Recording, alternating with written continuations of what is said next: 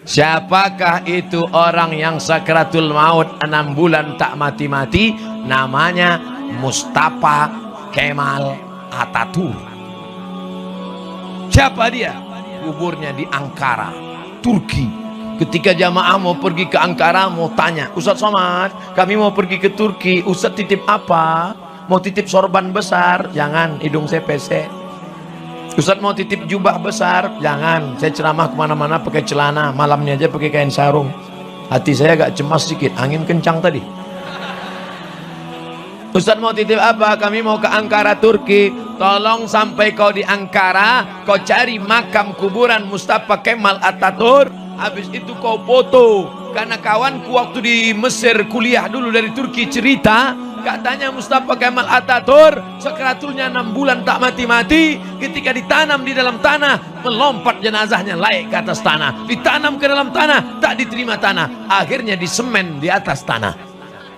Dipoto makamnya, dikirimkan ke nomor WhatsApp saya tengok, memang betul Ustadz, kuburnya di atas tanah gara-gara tak diterima tanah. Gara-gara apa? Karena punya kekuasaan, tapi justru dipakai untuk menghancurkan agama Allah subhanahu wa ta'ala. Tarekat-tarekat dibubarkannya, masjid dirubahnya jadi museum, azan tidak boleh pakai bahasa Arab. La haula wala quwata illa billah. Mana dia sekarang? Mati. Fir'aun mampus. Ustaz, janganlah kasar-kasar kali. Saudaraku yang dimuliakan Allah, amma zabadu fayadhhabu jufa'a wa amma ma yanfa'un nasa fayamkuthu fil ar. Yang sia-sia, yang maksiat, yang dosa habis mati ditelan masa. Tapi yang bermanfaat kekal abadi sampai hari ini. Mana orang Aceh yang kaya-kaya? Mana orang Aceh yang punya kuasa? Mana orang Aceh yang dulu hebat-hebat? Mana orang Aceh yang emasnya banyak? Hilang ditelan zaman dan masa. Yang kekal abadi mana? Tengku Umar, Cik Ditiro, Cut Nyadin, Syekh Abdul Rauf As-Singkili, Sultan Iskandar Muda. Yang dikenang sepanjang zaman adalah orang-orang yang pernah beramal soleh. Mereka tidak pernah takut pada kehidupan. Tengku Umar, bagi Tengku Umar hidup ini sepele saja. Apa kata dia?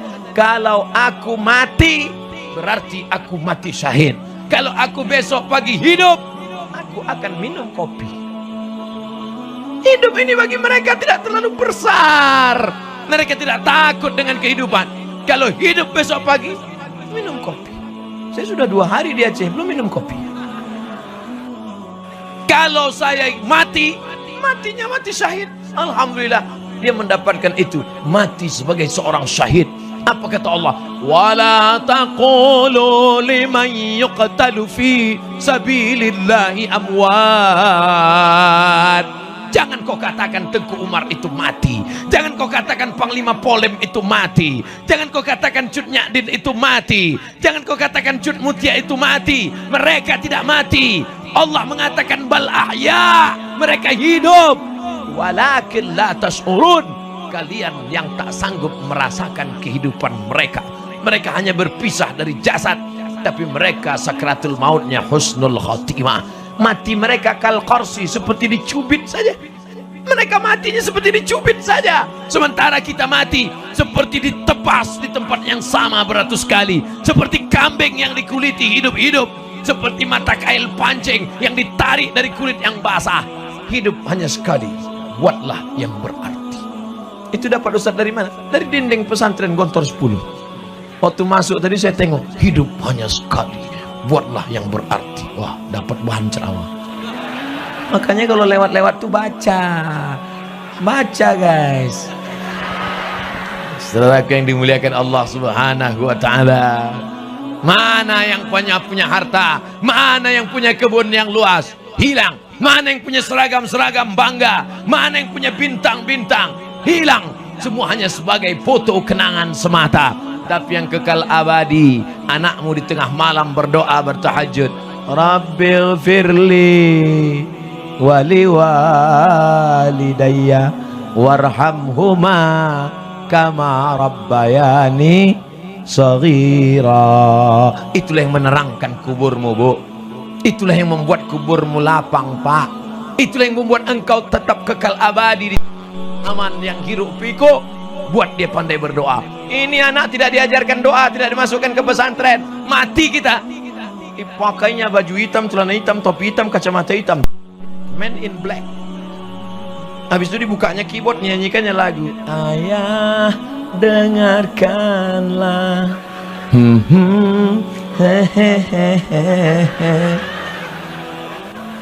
Itu untuk kalau ayahnya mati. Kalau maknya mati pakai lagu juga, Mama. Saya kan nggak mau aja nyanyi ini. Kalau saya keluarkan album, menganggur artis-artis tuh.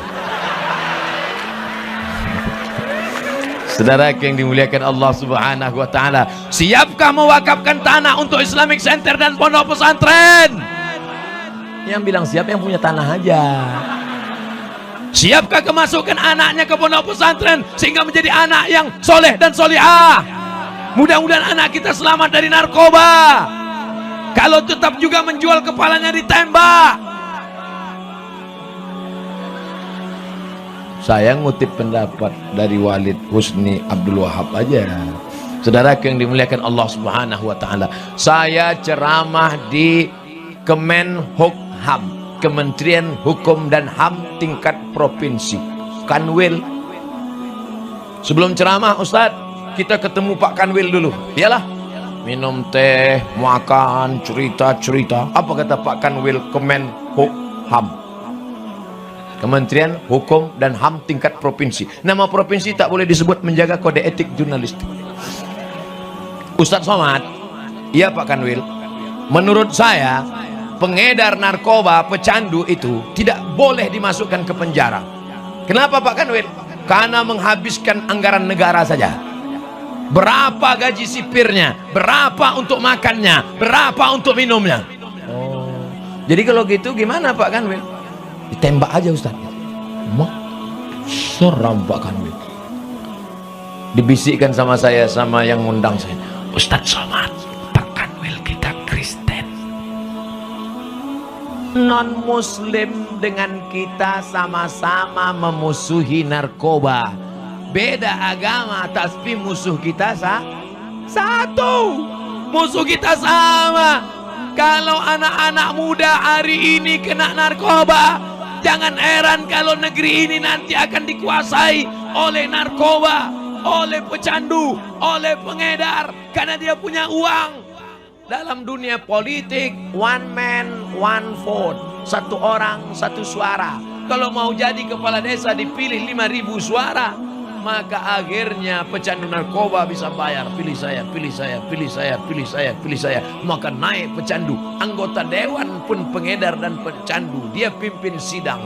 Untuk masjid dan pesantren nggak usah kita kasih apa-apa. Setuju? Pecandu semua. Yang baik cuma satu. Anggota dewan 50, 49 semuanya pengedar, pecandu, pemakai, pengedar, pecandu, pemakai. Pas di sidang, setujukah masjid dan pesantren nggak dapat apa-apa? Kata yang satu, tidak setuju. Kata yang 49, setuju. Kira-kira apa yang terjadi?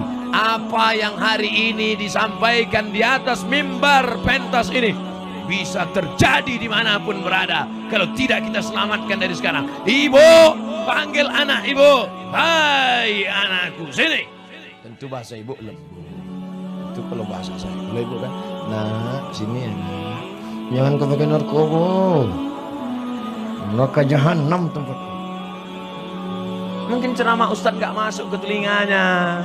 Tapi kalau ibu yang ngomong, seorang pecandu narkoba dimasukkan ke sekolah rehabilitasi tidak selesai, dinasehati Ustadz tidak selesai, ceramah khutbah Jumat gak masuk ke telinganya. Kenapa gak masuk? Orang dia gak sholat Jumat. Tapi akhirnya sehat. Gara-gara siapa? Bukan Ustadz penceramah. Sehat gara-gara siapa? Dari seorang ibu tua yang tak berdaya. Ibu jangan sepele dengan mak-mak. Gerakan mak-mak garis keras. Gimana seorang ibu bisa membuat anaknya berhenti menjadi pecandu, pemakai, pengedar narkoba? Si emak pergi umroh, dibawanya air zam-zam dalam jerigen, 7 putaran Ka'bah. Doanya apa? Berhenti anakku narkoba, berhenti anakku narkoba, berhenti anakku narkoba, berhenti anakku narkoba, berhenti anakku narkoba, berhenti anakku narkoba, berhenti anakku narkoba, berhenti anakku narkoba. Habis itu dibawanya pulang, dipanggilnya, nak sini kau sebentar.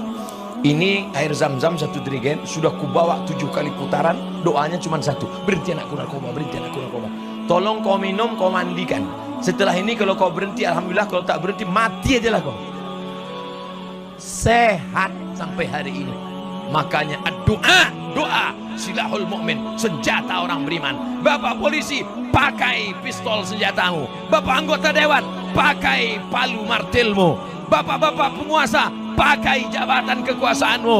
Ibu, pakai doa makbulmu. Bapak, atau serahlah apa yang mau kau pakai.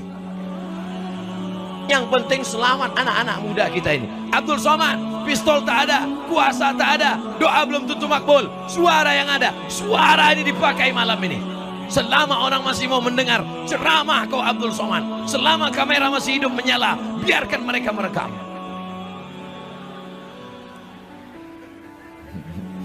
Masya Allah, tabarakallah. Kok semangat kali Ustaz malam ini? Gak tahu saya. Karena ada doa orang-orang soleh dari belakang. Jadi mereka di belakang nih. Pernah tak Bapak Ibu melihat gambar seekor kucing kurus melihat gambarnya seperti singa di depan? Begitulah saya sekarang. Wayangan saya singa dengan gagah perkasa. Karena ada walid, ada ulama, ada kiai, ada tengku di belakang. Mereka berkata, Abdul Somad, maju kau ke depan. Kami mendoakan dari belakang. Kalau mereka membuli, membunuh kau, kami doakan dari belakang. Saya diundang BNN, Badan Narkotika Nasional. Akhirnya saya pun datang. Ustadz, dokter perempuan, polisi, BNN. Yang pertama bicara BNN. Saya sebagai ketua Badan Narkotika Nasional mengajak kepada kita semua supaya berhenti, karena kita adalah negara hukum. Siapapun akan ditangkap. Nah, selesai. Kemudian Pak Polisi, siapa saja yang pakai narkoba kita akan tembak, kita akan tembak. Nah, habis itu ibu dokter. Ibu dokternya agak lembut sedikit. Adik-adik, kalau bisa jangan mengkonsumsi narkoba. Karena kalau narkoba ini kita pakai, nanti kita bisa mati. Kalaupun nggak mati, gila. Paling rendah, goblok. BNN sudah, polisi sudah, ibu dokter sudah. Yang terakhir yang mungkin agak enak, Ustadz. Hanya Ustadz. Siapa saja yang pakai narkoba, neraka jahanam teman. Mati su'ul khotimah. Nggak ada yang lembut rupanya masalah narkoba. Pas turun saya ke bawah, dikawal sama Pak Polisi. Sampai ke tempat parkir. Saya bilang, Pak, ngapain kawal saya? Saya biasa bawa mobil sendiri, nyetir sendiri. Pak Ustadz, itu ceramah Ustadz tadi keras. Ditembak mereka dari belakang. Iya juga. Masya Allah, tabarakallah. Tapi yang namanya hidup ini, berapa kali kita diancam, diponis orang mati. Nggak mati-mati. Jangan takut. Berapa kali dokter mengatakan, Bapak, kalau nggak dibedah, kalau nggak pasang cincin, kalau nggak makan ini, mati. Dokternya mati duluan. Ajal di tangan kuasa Allah. Innama amruhu idza arada syai'an ayakula lahu kun. Itu Walid tadi ngomong begitu lantang. Itu bukan tanpa resiko. Ustaz kenapa berani? Beliau udah mendahului. Ini pelajaran bagi bupati, gubernur, kepala daerah, Pak Camat. Sebelum Ustaz ceramah, kalian gas dulu. Biar Ustaz tuh agak berani sedikit. Tapi kebaikannya bukan untuk popularitas. Ini tidak ada hubungan dengan pilkada. Masih lama lagi, masih jauh. Ini adalah untuk kebaikan masyarakat. Supaya masyarakat cinta kepada agama, menjaga marwah dan kehormatan diri. Maka kita jaga ini semua. Sholat berjamaah, ramaikan masjid, wakafkan tanah, masukkan sekolah agama. Setelah itu insya Allah, walau anna ahlal qura amanu, kalau penduduk Aceh, Aceh besar, desa teladan, amanu, percaya pada Allah, wattaqau, takut pada Allah, la fatahna alaihim, kami akan turunkan dari langit barakat,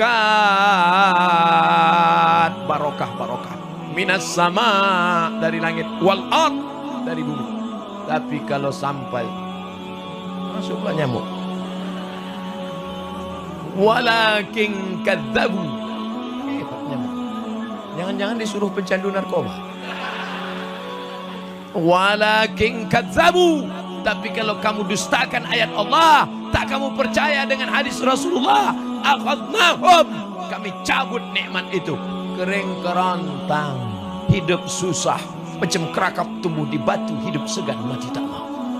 Oleh sebab itu maka kita jaga sekarang. Bumi Aceh ini luar biasa, digali keluar minyak, digali keluar gas, digali keluar batu bara, digali keluar emas, gali keluar emas, gali sekali lagi, tak apa-apa keluar. Maka jangan sampai ini dicabut Allah SWT sampai hilang kenikmatan ini, luar biasa. Oleh sebab itu maka kalau mau aman, damai, tentram negeri ini, maka kita jaga, karena agama kita adalah Muslim, Islam, Hanifan, Musliman. Maka kembali kepada ajaran agama, kembali ke pondok pesantren, daftarkan anak-anaknya, kembali ke daya, muliakan alim ulama, hormati orang tua, muliakan guru-guru. Maka insya Allah semua kita akan mendapat kehormatan, mati dalam keadaan mengucapkan kalimah thayyibah la ilaha illallah Muhammadur Rasulullah. Tidak bisa diukur derajat orang di dunia ini dengan di akhirat nanti. Siapa yang paling mulia di antara kita? Apakah yang paling tinggi pentasnya, atau tak ada pentas tapi dapat kursi, atau yang duduk di atas karpet hijau? Tak ada. Yang paling mulia di sisi Allah, inna akramakum indallahi atqakum. Yang paling mulia di sisi Allah adalah yang paling takwa. Tapi yang namanya taubat, orang nggak pernah sholat, nggak pernah puasa sunat, nggak pernah berwudu, berat. Menjalankan agama ini kalau pertama berat. Macam mana beratnya? Seberat saya pertama kali makan sirih tadi. Saya ambil sirih 2 helai, saya buka, saya tengok di dalam ada kapur, di dalamnya pula ada pinang. Saya gulung-gulung, saya masukkan, mau meludah jauh.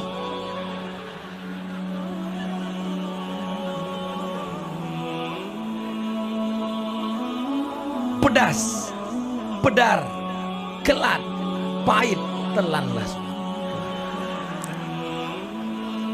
Lama-lama habis pedarnya, habis kelatnya, habis pahitnya, baru terasa nikmatnya. Ternyata bagus makan sirih, ulat-ulat gigi hilang. Cuman harus rajin juga sok gigi. Kalau dimakan, kita senyum orang pucat. Hai, gitu. Orang-orang dulu giginya tahan sampai puluhan tahun. Alhamdulillah, sekarang sudah ada bisnismen kita. Dia pandai, tidak lagi dengan makan daun sirih, tapi sudah dibuatkan pasta terbuat dari daun sirih. Gunakan 3 kali sehari. Ulat-ulat gigi akan pergi. Kalau ada iklannya kan, lari ulat gigi, tolong kata ulat gigi, takut dengan sirih. Masya Allah, saya memang makan sirih ini selalu makan sirih. Pergi ke pedalaman, saya makan sirih. Saya setiap bulan Februari, ini nanti bulan Januari, bulan Februari masuk ke pedalaman. 5 jam dari kota Pekanbaru. Habis itu parkirkan mobil, masuk ke dalam, jumpa kepala-kepala suku. Saya tengok dia ambil sirih, saya ambil sirih. Saya tengok dia ambil kapur, dia oles, saya oles pula. Habis itu saya tengok dia motong gambir, saya potong gambir. Habis itu dia ambilnya pinang, saya ambil pinang. Habis itu digulung, dia gulung, saya gulung pula. Dia makan, saya makan. Dia senyum, saya tidak. Kenapa? Pedar, pahit, kelat, akan tetapi terasa lama-lama enak. Nanti habis pas mau pulang, saya makan satu lagi. Artinya apa? Sudah ketagihan. Begitu jugalah sholat itu. Awal-awalnya malas. As-salatu khairum minan naum. Apa lah muazzin ini? Buat kali mikrofonnya. Kenapa nggak mati aja dia sendiri? Marah kita sama dia. Bapak baca tak berita beberapa hari ini? Seorang Bilal dibunuh gara-gara baca Quran di masjid. Saya ada yang ngirim itu. Bilal sebelum azan dia baca Quran, rupanya ada yang marah, suruhnya berhenti, nggak mau, ditusuknya mati. Dia kerasukan setan. Setan marah. Oleh sebab itu maka kita lawan ini setan. Tapi setan tidak hanya berbentuk jin, minal jinnati Wanas. Kalau setan yang dalam bentuk jin ini mudah, kita baca ayat kursi. Allahu la ilaha illa huwa. Tapi yang bahaya yang dalam bentuk nas. Kita bacakan Allah qayyum la ta'khudhuhu. Dia pula nyambung lahu ma fis samawati wa ma fil ardh. Man dzal ladzi yashfa. Hafal pula dia dari kita lagi. Baju koko isi setan. Saudaraku yang dimuliakan Allah SWT, Abdul Somad akan kembali besok. Tapi insya Allah kita tetap akan bersama dalam doa. Makanya yang sudah bertobat nanti kalian bersih, sesuci-suci baju. Baju saya inilah yang paling suci, karena baru, suci, bersih, tak ada noda sama sekali. Sebelum berangkat tadi saya tengok, mana tahu ada teh tumpah, nggak ada. Mana tahu ada kuah gulai tumpah, tak ada. Tengok bersih-bersih, bagus. Jangan sampai malu, jangan sampai orang senyum kita senyum, rupanya yang disenyumkan orang baju kita kotor. Kalau menghadap manusia, menghadap Pak Kecik Kepala Desa, menghadap Pak Wakil Bupati saja malu membawa baju kotor, bagaimana menghadap Allah membawa najis kotor? Maka suci taubat. Mereka yang bergelimang dosa, banyak maksiatnya, ketika dia taubat, 3, illa man taba, siapa yang bertobat, wa amana, beriman, wa amila amalan salihah, setelah itu dia beramal saleh, ulaika yubaddilullah, diganti Allah sayyiatihim, dosa-dosanya di masa lalu diganti Allah dengan hasanat, kebaikan-kebaikan. Mari kita balas sakit hati kita. Dulu kita tak sekolah agama, dulu kita tidak belajar kepada Tengku, dulu kita tidak masuk ke daya. Pas giliran anak kita, daftarkan anak kita ke daya, masukkan ke pesantren. Siap. Saya ini jahil Pak Ustaz, saya ini nggak belajar agama Pak Ustaz. Saya ingin anak saya macam Qori Ustaz. Maka Ustaz Mahlil, serahkan anak Ustaz Mahlil, ini anak saya, tolong ajarkan agama. Begitu. Ini sekarang banyak orang balas dendam. Saya Pak Ustaz dulu bodoh Pak Ustaz, maka anak saya mesti lebih bodoh dari saya. Jangan sampai begitu. Mudah-mudahan anak-anak kita menjadi penghafal Quran. Mudah-mudahan anak-anak kita menjadi pemimpin yang soleh dan solehah. Itulah harapan hidup. Idza matal insan, mati manusia, inqata'a, putus. Tapi ada yang tetap mengalir, waladun salih. Yang punya sedekahun jariyah, bagus. Yang punya ilmu yantafa'u bi ilmu, bermanfaat. Tengku, pimpinan daya, kiai, bagus. Yang tak punya tanah, yang tak punya ilmu, masih ada satu harapan, tunggal satu harapan, waladun salih. Ustaz Somad, tolong doakan saya punya anak. Saya belum punya anak Pak Ustaz. Berapa umurmu? Sudah 40. Loh, kok belum punya anak? Belum nikah Pak Ustaz. Kita doakan mudah-mudahan mendapatkan keluarga, anak yang soleh dan solehah. Amin. Saudaraku yang dimuliakan Allah Subhanahu wa Ta'ala, apa kesimpulan pengajian Ustaz Somad malam ini? Isi hidup yang singkat ini dengan amal saleh. Innal insan, semua manusia, lafi khusrin, rugi. Yang kaya rugi, yang ganteng rugi, yang jelek rugi 2 kali. Illalladzina amanu, kecuali orang yang beriman, wa amilus salihat, dan beramal saleh. Malam ini kita perbaiki iman kita. Siap? Ilahi nas tolil firdaus si ahla. Ilahi ya Allah, lastu, aku tak layak, lil firdausi, masuk dalam surga, ahla, menjadi penghuni surga firdaus. Tak layak ya Allah, karena dosaku banyak. Wala aqwa ala naril jahimi. Kalau kau tak layak masuk surga, berarti ku masukkan kau ke neraka. Wala aqwa, aku tak kuat ya Allah. Kalau gitu ku masukkan kau ke surga, aku tak layak. Kalau gitu ku masukkan kau ke neraka, aku tak kuat. Jadi kau sebenarnya mau kemana? Nah, sebenarnya mau masuk surga juga ya Allah. Kaki-kaki 5-nya pun tak apa. Begitu cara kita merayu Allah. Karena kita merasa diri kita banyak dosa. Lelaki penuh dosa, lapen dosa. Zunubi mislu adadir rimali. Zunubi, dosa-dosa mislu seperti zati rimali, rimal, pasir-pasir di tengah lautan. Alhamdulillah, nampak pasir malam ini. Oh bukan, serbuk kayu. Dosaku seperti buih di tengah lautan, seperti pasir di tepi pantai. Bagaimana aku bisa diampuni? Fa innaka ghafirudz dzambil azimi. Tapi aku yakin Engkau maha pengampun segala dosa ya Allah. Pak Ustadz, bagaimana dengan orang yang syirik, menyembah setan, menyembah kayu, menyembah batu, menyembah tuyul? Apakah dia diterima Allah SWT? Lata, Uzza, Manat, Hubal, Jibti, Taghut, Naham. Orang musyrik dulu menyembah itu semuanya. Tapi kemudian ketika mereka bertaubat, maka Allah tetap mengampuni mereka. Siapa yang tidak pernah? Abu Sufyan pernah menyembah Lata, Uzza, Manat, Hubal, Jibti, Taghut, Naham. Tapi ketika dia bertaubat, masuk Islam, maka Allah ampunkan dosanya. Tapi katanya orang syirik tak diampunkan dosanya. Makna orang syirik tak diampunkan dosanya, buat syirik, begitu habis buat syirik, mati, itu kekal dalam neraka. Contohnya gimana Pak Ustaz? Pergi ke dukun. Pak dukun, tolong santet itu calon saya. Tiba-tiba dia berpindah ke lain hati Pak dukun. Wah, lu cinta ditolak dukun ber? Ini anak-anak muda. Hai adik, nikah sama abang ya. Apa kucing kurap? Twih. Marah, emosi, mengamuk, mengadu kepada Allah. Berdoa, ya Allah, tolong kirimkan angin puting beliung, ratakan dia dengan tanah. Merasa enggak dikabulkan doa, datang ke dukun, dicuri rambutnya, dicuri kukunya, dicuri air ludahnya, minta. Begitu pulang dari sana, ditabrak truk, mati. Neraka jahanam sudah menanti.